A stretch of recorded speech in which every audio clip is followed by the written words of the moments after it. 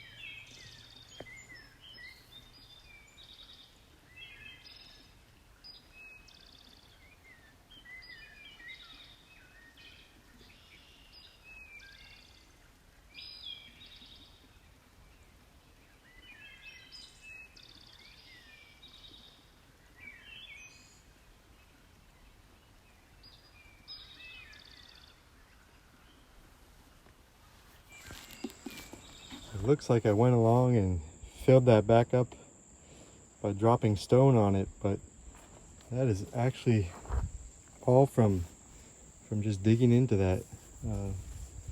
Every time I'm swinging the mattock, it's hitting stone, and yep, it's pretty solid in there. So this part's going very slowly.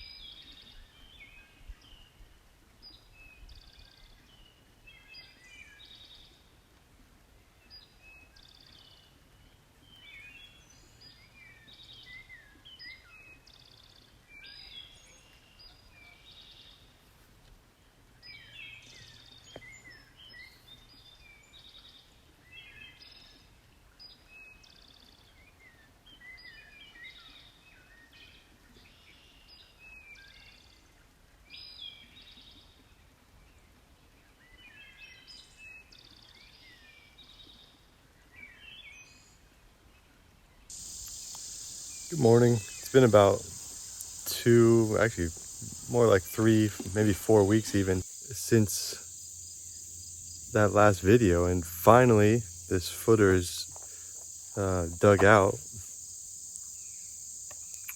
So I'm going to show it to you. And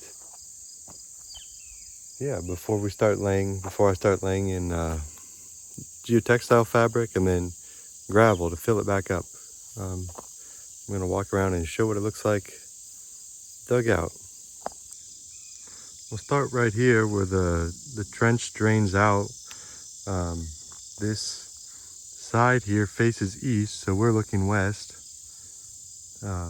And the rest of it is dug into the hill there, as you can tell. But here it comes out, and it's not, and it won't be insulated by the earth there as much as it is in the back. Over here it sort of comes out. So I dug down deeper here, and that also helps run the grade this way so that water drains out there. Eventually this will meet up. You'll be able to, or I'll be able to back my car up here, park, and this will run out underneath that gravel or whatever that I park on. So I still need to dig that out even more, all the way across there, but that's yet to be done. So yeah, let me show you what this looks like.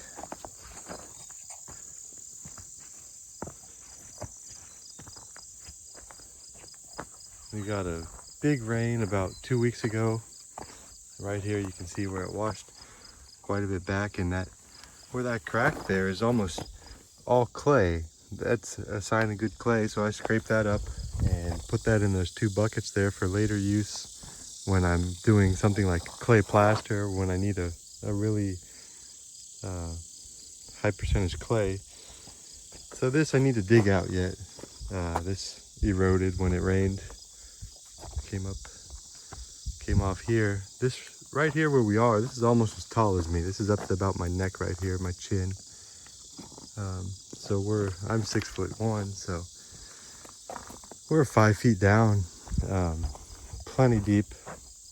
The house, this little round room here will be the living room, and this is sort of bermed in there on west and the north sides of the house. I'd like to continue to excavate this down and pull a lot of that out, because here we're facing south. So we want to open that up and get sun in and windows. And then this, with what we excavate here and pull down, we can sort of flatten this area out and have a nice garden or whatever. And that flat area in front of the house with, could be a pond, could be fruit trees.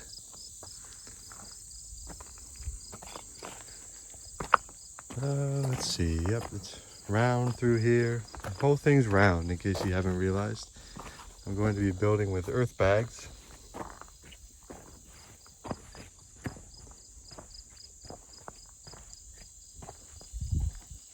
This right here will sort of be an entrance to the house, at least the front entrance.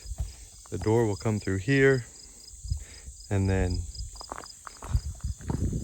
either the kitchen, dining area will be here to the right, and that's the much larger room. It's probably twice as large as the other. And then to the left here, I think there will be an arch here. But to the left will be the living room.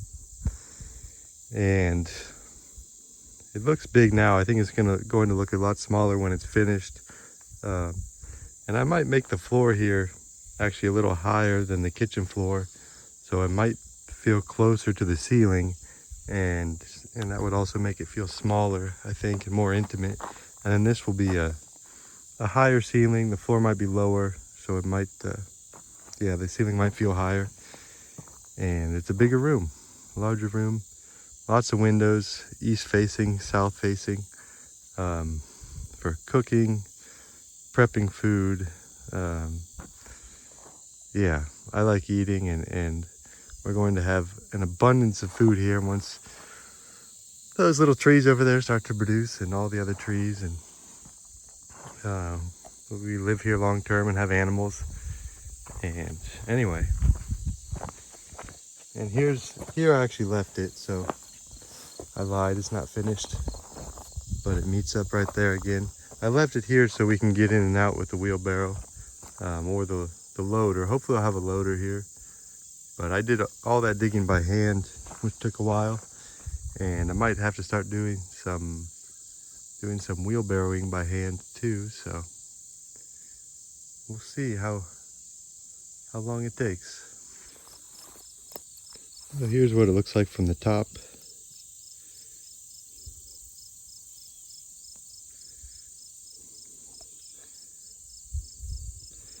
This will make more sense as it comes together, but between here and here, I'd like to create an arch, and that would really give strength to the whole building, sort of tie the whole thing together. Arches are inherently strong, and then tying one long end to the other long end is going to help. And the curves are actually stronger than straight lines. I don't know if people know that, but by building the whole thing curved, the building will inherently be pretty strong. And that's probably the flattest line there. I'd like to have a washing machine, dishwasher, appliances, freezers, refrigerators, things that have flat backs in that wall. Maybe make a little room there. And then going up to the second story will be bedrooms and bathroom. And that's what I painted over here. That underwear right there is my flag, so ignore those. Right here I painted, sort of thinking yesterday that eventually I'll have parking right there. It'd be nice if I had it underneath at least a roof, and if not walls. So probably we'll park here and then dig stairs and have sort of either second story entrance here, or 1.5 story entrance right here, where you could go to the bathroom And then I'm not sure exactly how it'll be laid out, but then go to the bedroom or the bedrooms from the back, because the only person parking here would be, you know, whoever's living here. And so you'd have access to the bedrooms and the bathroom that guests wouldn't. Other people would come in the front, and I suspect that on most days, bare feet or with sandals, people will be going in and out of the front here to the garden, the pond, the shed. Everything is sort of out this way. We'll have firewood back here. There will be some fruit trees and nut trees, but then the woods is much closer here. So that's where it's at. If there's anything I've left out or that you'd like me to mention, leave it in the notes. And yeah, hopefully I'll make another video soon. Yeah. All right, I'm going to leave it there. Thanks for watching.